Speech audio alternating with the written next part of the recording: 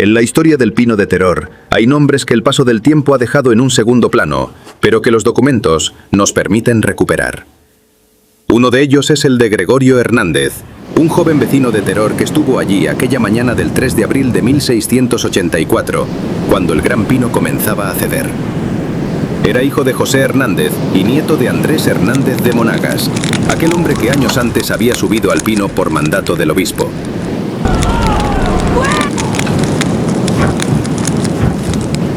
Mientras el viento arreciaba y el árbol comenzaba a dar señales de que podía desplomarse, Gregorio continuaba tratando de retirar el arco de la campana grande. Permaneció allí incluso cuando el propio movimiento del pino comenzó, según declararía después, a desviarlo o reempujarlo. Quienes estaban fuera le gritaban que se apartara. El pino estaba cayendo. Gregorio consiguió terminar su tarea y bajar con el arco. Apenas había descendido cuando aquel gigantesco árbol comenzó finalmente a venirse abajo.